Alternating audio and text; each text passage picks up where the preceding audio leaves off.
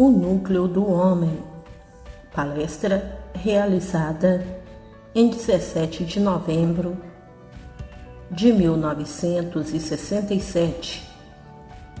Neville Goddard. O último capítulo do poema de William Blake, Jerusalém, figura 77, é dirigido aos cristãos. Nele ele diz: diabos são falsas religiões. Não conheço nenhum outro cristianismo e nenhum outro evangelho do que a liberdade do corpo e da mente para exercer as artes divinas da imaginação. Imaginação, o mundo real e eterno do qual este universo vegetal é apenas uma sombra fraca e no qual viveremos em nossos corpos eternos ou imaginativos quando esses corpos vegetais e mortais não existirem mais. Os apóstolos não conheciam nenhum outro evangelho.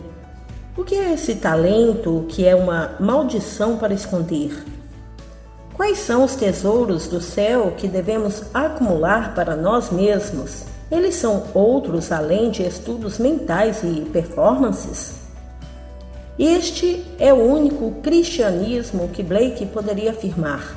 Ele nunca conheceu outro evangelho ou Cristo além de sua própria imaginação humana maravilhosa. Se você aceitar sua imaginação humana como Cristo e praticar a arte divina da imaginação, chamada arrependimento, Cristo surgirá em você e você experimentará a Escritura. Quando você se arrepender, uma mudança radical de pensamento deve ocorrer. Se a vida é ruim e você pratica essa arte divina de imaginar, você vai pensar que a vida é boa.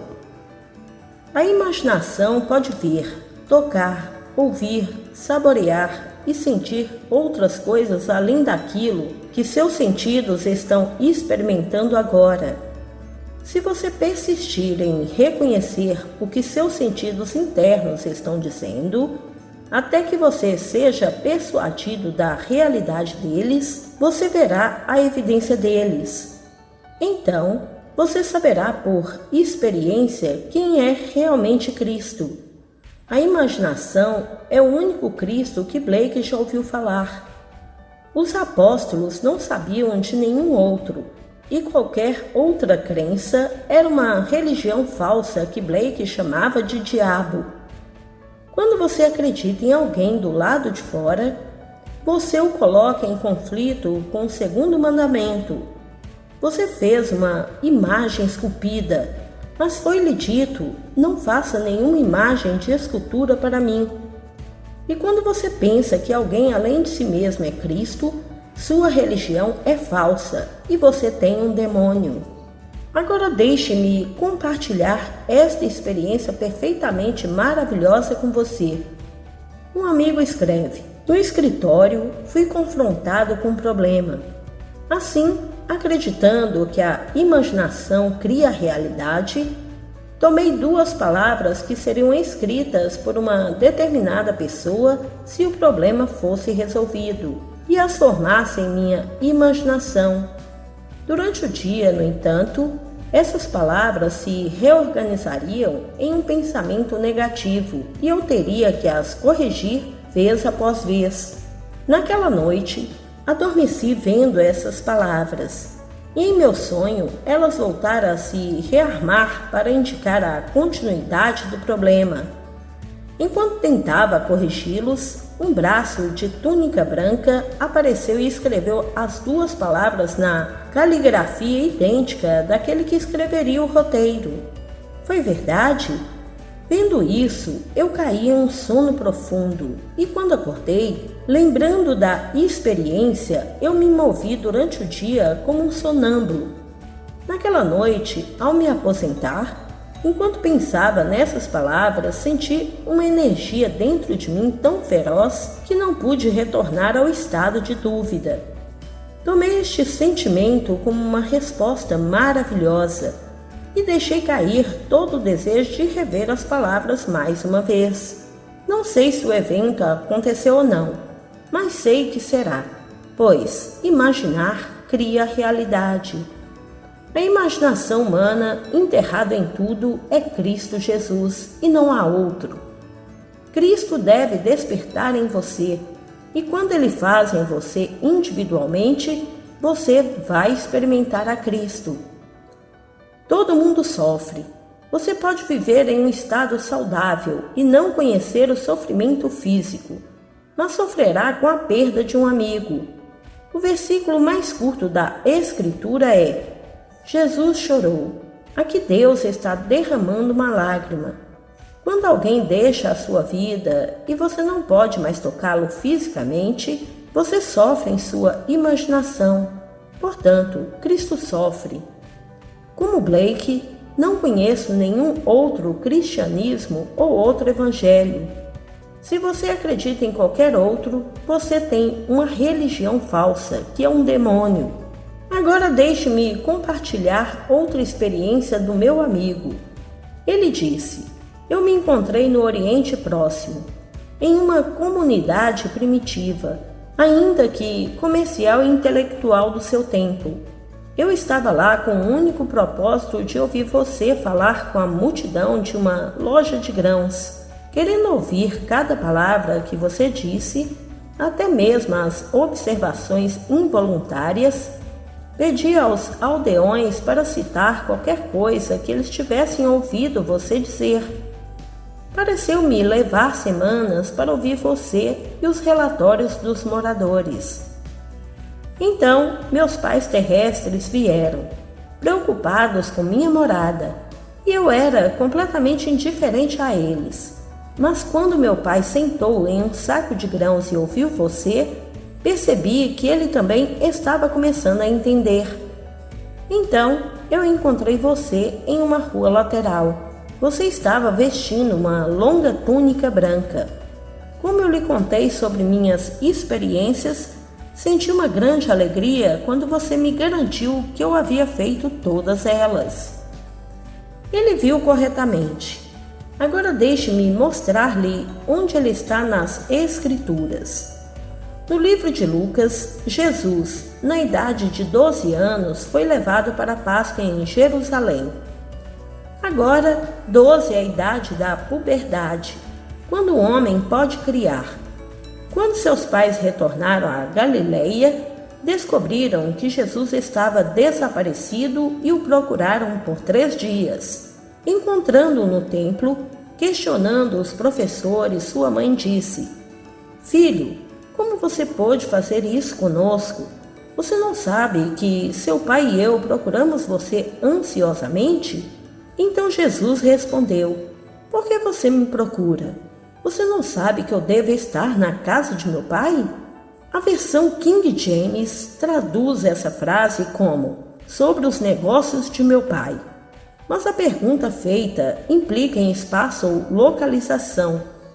Se Jesus está sendo procurado, deve ser algum lugar. Então, a versão padrão revisada traduz como um lugar, chamando-a de casa do meu pai. Mas não rejeite a versão do Rei Jaime, pois vim fazer a vontade daquele que me enviou e que é realizar sua obra.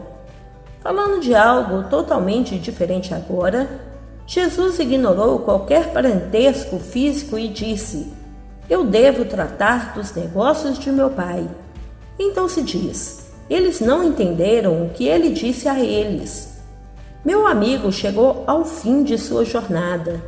Ele não evocou essa experiência, apenas aconteceu. E quando a Escritura se desdobra de dentro, não pode ser negada.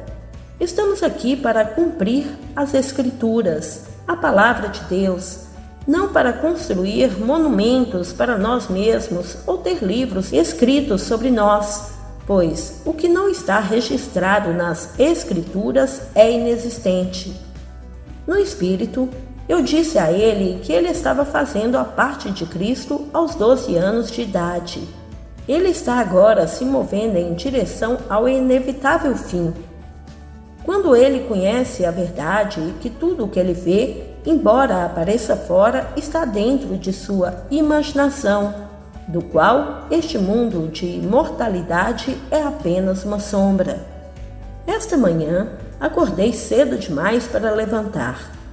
Então permaneci na cama e acabei adormecendo em um certo estado de sono, onde estava com minha esposa, meus irmãos, amigos e muitos de vocês. Enquanto estava lá, eu lhe disse que era um sonho e que, se acordasse, desapareceria e você deixaria de existir para mim. Então acordei, e no que me dizia respeito, você se foi e eu desapareci de sua vista. Neste momento, meu corpo está em outro lugar. Se eu acordasse agora, desapareceria de sua vista e acordaria lá. E se eu despertasse da maior profundidade em que estou falando agora, também desapareceria. Você vê, todo o vasto mundo é o homem empurrado para fora. Como não há nada além de Deus, quem é a sua própria imaginação humana maravilhosa? Leve-me a minha palavra e teste-se. Tome uma frase como meu amigo fez, ou uma imagem que implicaria o cumprimento de seu desejo. Segure-o na sua mente, mas se convença de sua verdade e caia em um sono profundo.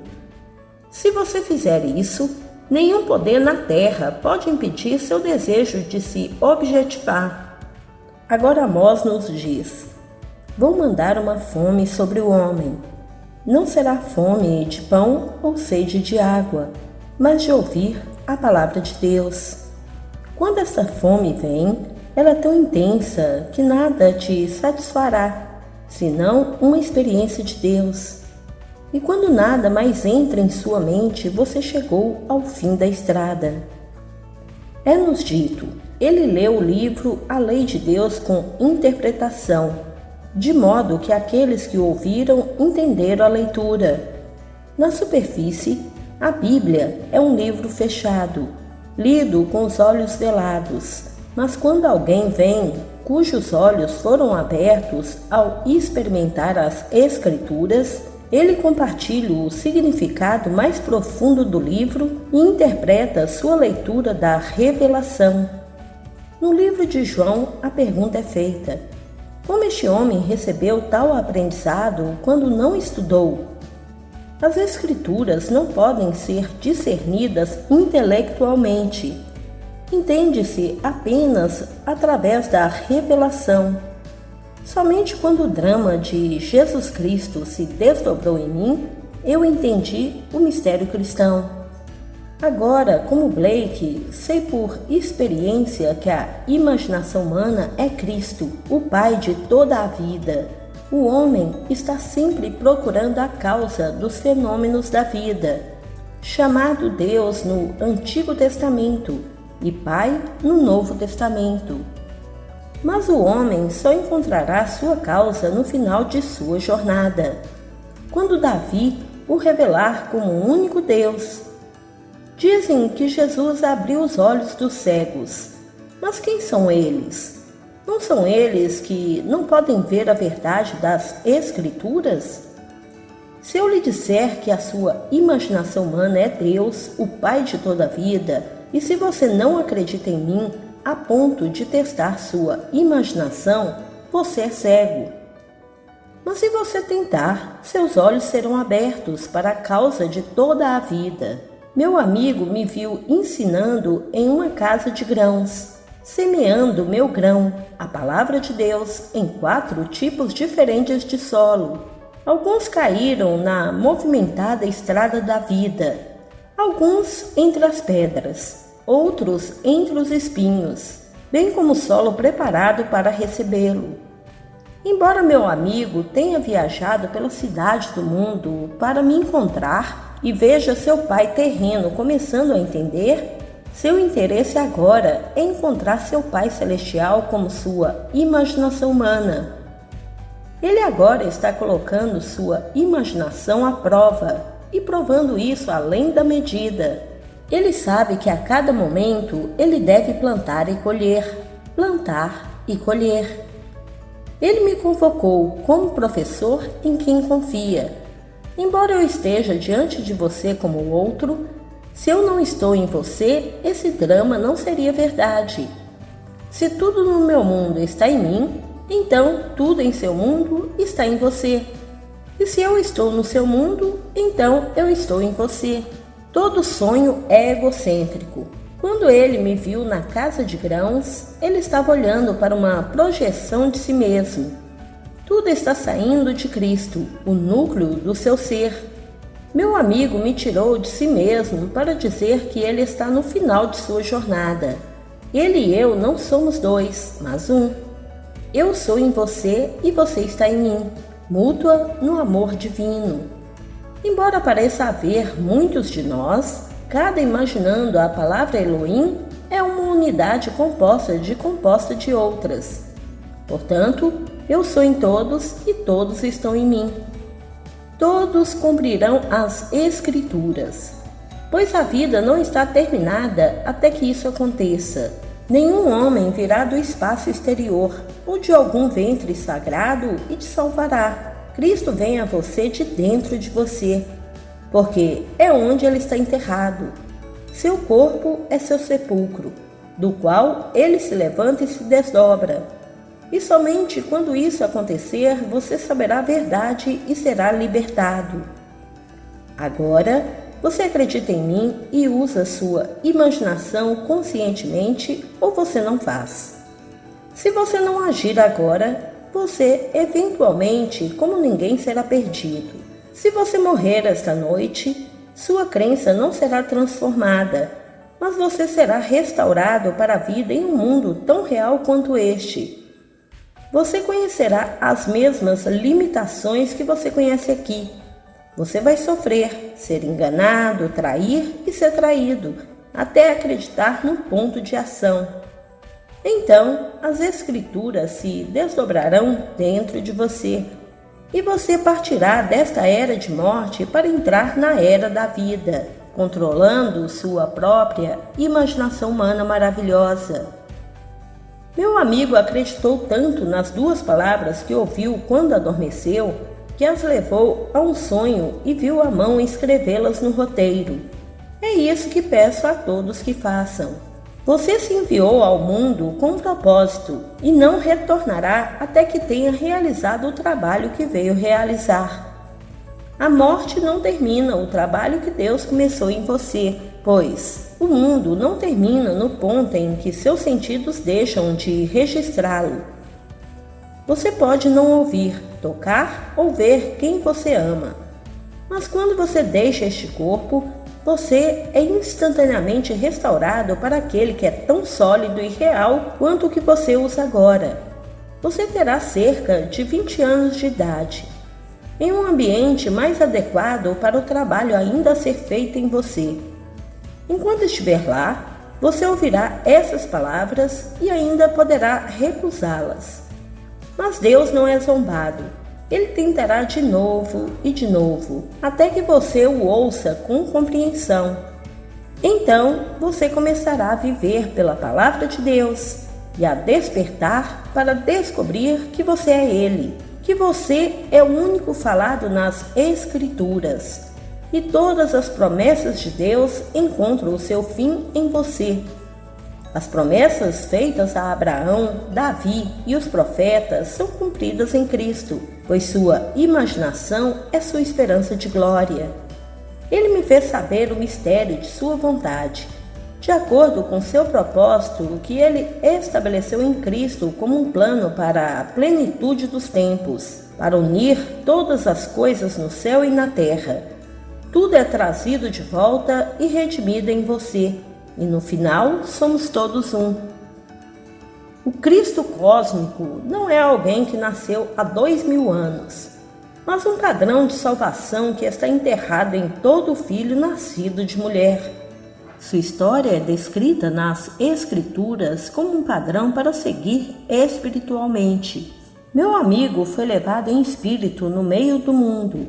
Não ouviu uma pessoa chamada Neville, mas ouviu o Pai dentro dele. Virando as costas para o seu pai terreno, ele encontrou o Pai celestial em quem confia.